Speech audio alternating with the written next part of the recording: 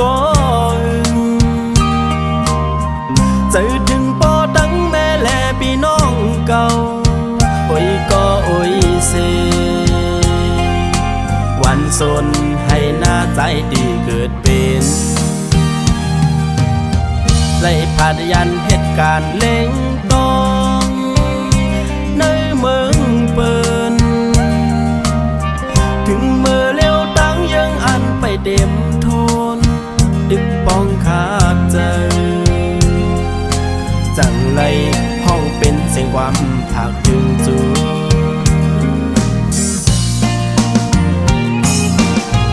เลยยินข่าวมาเมืองใต้สุกยุงนาแค้นเจออำลีเป็นตั้งตุกที่ไม่จอมแทงมือเลยเมืองใต้ตีเลยกาเนียเจอเฮามาเหตุการณ์เดอานขึ้นเมื่อหอถึงสังว่าเมืองใต้เฮาเลยเศร้ากาเนียนเสลอดเพเคนเดอ่อนกันขึ้นปองไหวสายมือ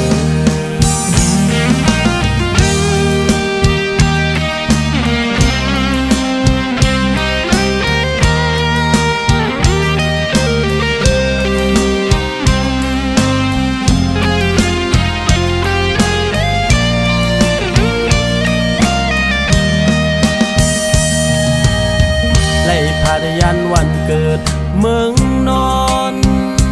มาก่อนเจอถึงปอตั้งแม่แลพี่น้องเก่าโอ้ยก็โอ้ยเซวันสนให้หน้าใจดีเกิดเป็น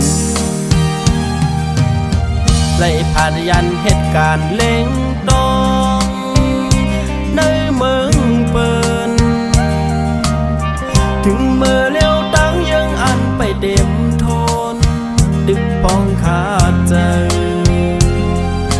จังไรห้องเป็นเสียงความผักถึงจู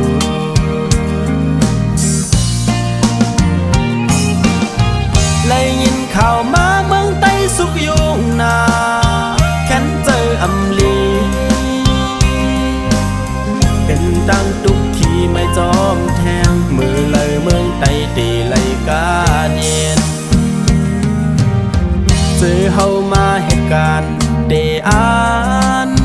ขึ้นเมื่อหอถึง